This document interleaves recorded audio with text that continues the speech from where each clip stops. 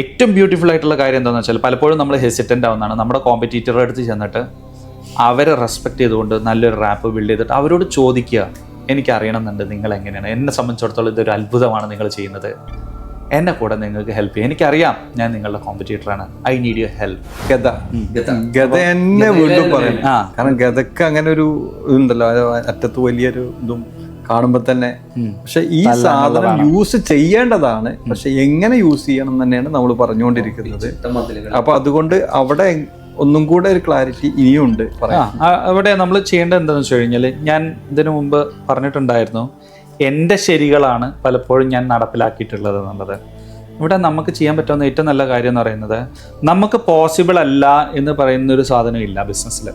എല്ലാം പോസിബിൾ ആണ്. എങ്ങനെയെന്ന് നമ്മൾ അറിയാത്തിടത്താണ് നമ്മൾ പറയുന്നത് ഇത് ചലഞ്ചിങ് ആണ്, അല്ലെങ്കിൽ ഇത് പോസിബിൾ അല്ല, മാർക്കറ്റിംഗ് ഇങ്ങനെയാണ് അങ്ങനെയാണ്.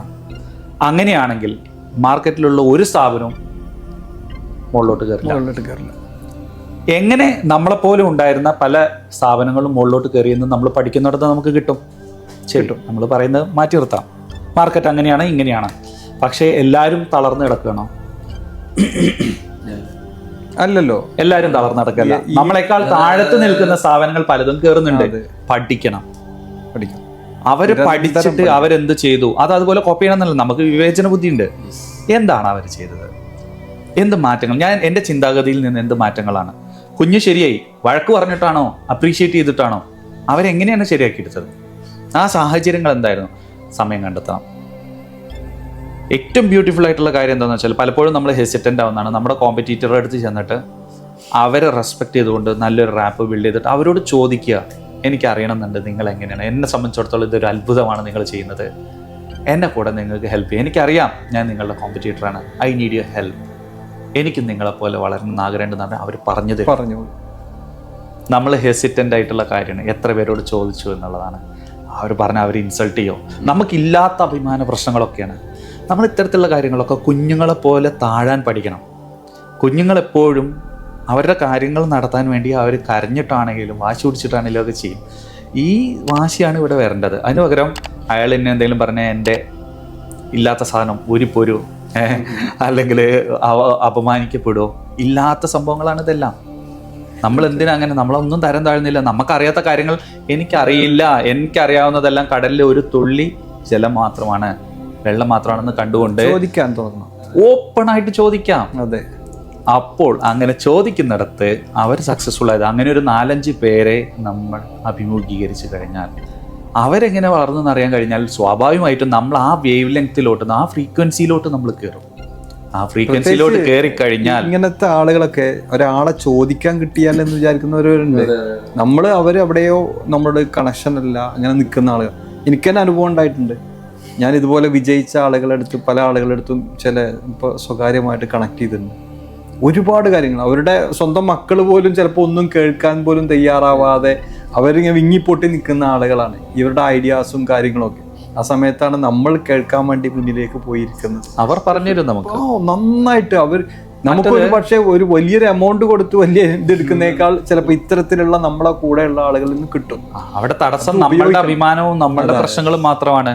നമ്മൾ സത്യത്തിൽ അപ്പോൾ പൊട്ടക്കുളത്തിൽ തവള എന്ന് നമ്മൾ മലയാളത്തിൽ മനസ്സിലാവുള്ളൂ. അതുകൊണ്ടാണ് ഇതെല്ലാം ചലഞ്ചിങ് ആണ്, അല്ലെങ്കിൽ ഇതൊന്നും മാർക്കറ്റ് അങ്ങനെയാണ് ഇങ്ങനെയാണെന്നൊക്കെ പറയും. ഞാൻ വിശ്വസിക്കുന്നില്ല നല്ലൊരു എൻവയോൺമെന്റ് സെറ്റപ്പ് ചെയ്യാൻ. ശരിയാണ്, നമ്മളൊരു റോക്കറ്റ് പോലെ കുതിച്ചു വരുന്ന തരത്തിലൊരു കമ്പനിയൊക്കെ സെറ്റപ്പ് ചെയ്യാന്നുള്ളത്, അതല്ല. നോർമൽ പേസിലൊക്കെ കാര്യങ്ങൾ ശരിയാക്കി എടുക്കാൻ ചലഞ്ചസ് വരും. അത് നമ്മളുടെ അറിവില്ലായ്മയാണ് പുറത്ത് കാണിക്കുന്നത്. ആ അറിവില്ലായ്മ മറികടന്ന് നമുക്ക് നമ്മൾ പറഞ്ഞുകൊണ്ടിരിക്കണം. എന്താണെന്നറിയോ, നമ്മുടെ അടുത്തേക്ക് പൂമ്പാറ്റ വരുന്നില്ല. നമ്മൾ വസന്തം വിരിയിച്ചിട്ടുണ്ടോ? നമ്മൾ നല്ലൊരു പൂന്തോട്ടം ക്രിയേറ്റ് ചെയ്ത് അവിടെ പൂക്കൾ വിരിയുന്ന സ്മെല്ലുള്ള ഒരു വസന്തം വിരിയിക്കാതെ നമ്മുടെ അടുത്തേക്ക് പൂമ്പാറ്റ വരുന്നില്ല എന്നുള്ള പരാതികളാണ് പറഞ്ഞുകൊണ്ടിരിക്കുന്നത്. നന്നായിട്ട് വസന്തം വിരിയിക്കട്ടെ ആദ്യം. പൂമ്പാറ്റ എവിടുന്നൊക്കെ എത്തും. അതെ, തീർച്ചയായും ചെയ്യേണ്ടത്. നമ്മൾ ഗ്രോ ചെയ്യുന്നുണ്ട് എന്ന് കണ്ടു കഴിഞ്ഞാൽ ആളുകൾക്കൊരു ട്രെൻഡ് ഉണ്ട്, ഗ്രോ ചെയ്യുന്ന ആളുകളുടെ കൂടെ നിൽക്കുക. തിരക്കുള്ള സ്ഥാപനത്തിലായിരിക്കും ആളുകൾ വീണ്ടും കയറുന്നത്. തിരക്കില്ലാത്ത സാധനങ്ങളിൽ ഡൗട്ട്ഫുൾ ആയിരിക്കും. അതുപോലെ വളരുന്ന ആളുകളുടെ ഒപ്പം ആളുകൾ വരും ഇങ്ങോട്ട് വരും. അതൊരു അട്രാക്ഷനാണ്. അപ്പോൾ നമുക്ക് കിട്ടുന്നില്ല എന്ന് പറഞ്ഞാൽ something is wrong in our growth. അതെ, അല്ലെങ്കിൽ നമ്മൾ ഗ്രോ ചെയ്യുന്ന ആളുകൾ കാണുന്നില്ല. അതൊക്കെ മാർക്കറ്റ് ചെയ്യാൻ അറിയുന്ന ആളുകളാണല്ലോ ഇപ്പോൾ ബിസിനസ്മാൻമാരൊക്കെ. മാർക്കറ്റ് ചെയ്യണം, നിരന്തരമായി ഇതൊക്കെ മാർക്കറ്റ് ചെയ്തുകൊണ്ടിരിക്കണം, വസന്തം വിരിയിച്ചുകൊണ്ടേയിരിക്കണം, നല്ല നല്ല സ്മെല്ലുകൾ നമ്മൾ ഇന്ന് പുറത്തേക്ക് വരും. അതെ, തേനീച്ച ഏത് ദൂരത്ത് അങ്ങനെ വരുന്ന സമയത്ത് സ്ഥാപനങ്ങളിലോട്ട് നല്ല നല്ല ആളുകൾ വരും തന്നെയാണ്.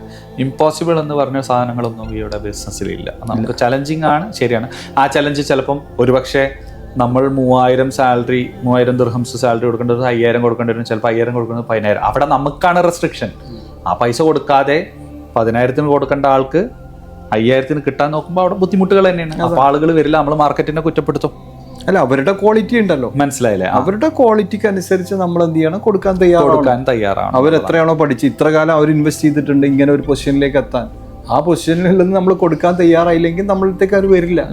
ഇത് വലിയൊരു സത്യം തന്നെയാണ്. അപ്പം അങ്ങനെ നിരന്തരം നമ്മളിൽ, അതായത് തേന് വേണം നമ്മളെ പൂവിൽ, എന്നെങ്കിലേ ആ പൂവിൽ തേന് കുടിക്കാൻ വരുള്ളൂ. തീർച്ചയായിട്ടും എല്ലാം ഒരു ഇതുപോലെ. അപ്പം 3-4 കാര്യവും നമ്മൾ വളരെ വിശദമായിട്ട് പറഞ്ഞു.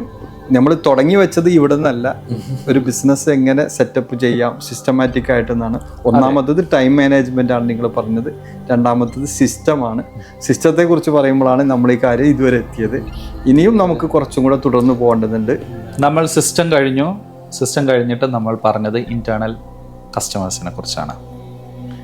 മൂന്നാമതായിട്ട് നമ്മളത് ഇന്റേണൽ കസ്റ്റമേഴ്സിനെ കുറിച്ചാണ്.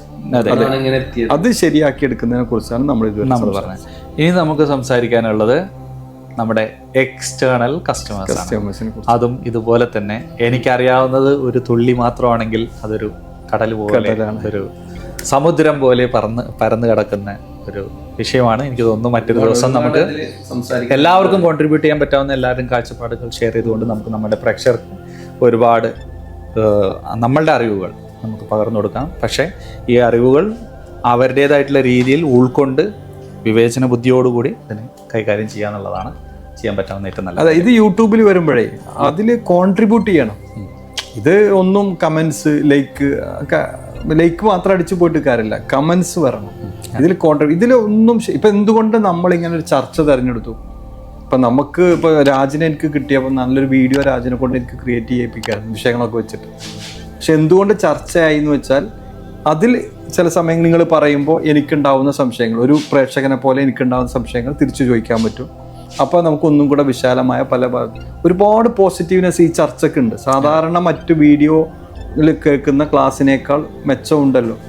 അതേപോലെ തന്നെ താഴെ ഇനി അടുത്തത്, നമ്മളെ ഇത് കേൾക്കുന്ന ആളുകൾ ഇതിൽ കോൺട്രിബ്യൂട്ട് ചെയ്യണം. അതായത് നമ്മൾ ഉദ്ദേശിക്കുന്നത് ഒരു പ്രോഫിറ്റ് ഉദ്ദേശിച്ചിട്ടല്ല. നമ്മളെ കൂടെ ഒരുപാട് പേര് ഇങ്ങനെ ഓടുന്നത് ഞാൻ കാണുന്നുണ്ട്. അവരെ എങ്ങനെയെങ്കിലും ഒരു ചെലവുമില്ലാതെ സഹായിക്കാൻ പറ്റുമോ എന്നുള്ളതാണ് നമ്മളൊരു ഉദ്ദേശിച്ചത്. അതിനു വേണ്ടിയിട്ടാണ് നമ്മളെ സമയം ചെലവഴിച്ചത്. അപ്പോൾ കോൺട്രിബ്യൂഷനാണ് ഇനി നമ്മൾ ആളുകളോട് ചോദിക്കുന്നത്. നമ്മളെ കൂടെ എന്താണ് സംശയങ്ങൾ ആയിട്ടാണെങ്കിലും അല്ലെങ്കിൽ ഇങ്ങനെ പറഞ്ഞതിൽ ചില വ്യത്യാസങ്ങളുണ്ട്.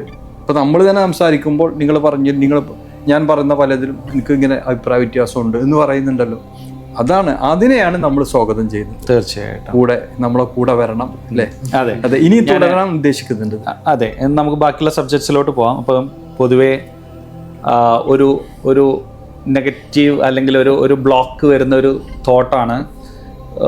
ഒരു സിനിമയിലൊരു ഡയലോഗ് പൃഥ്വിരാജിൻ്റെ ആണെന്ന് തോന്നുന്നു, സിംഹാസനം എന്ന് പറഞ്ഞ മൂവിയിൽ. അതിൽ സായികുമാർ പറയുന്നുണ്ട്, മോനെ ഒരച്ഛനെ മനസ്സിലാക്കണമെങ്കിൽ ഒരച്ഛനെ മനസ്സിലാക്കണം എന്നുണ്ടെങ്കിൽ നീയും ഒരു അച്ഛനാവണം.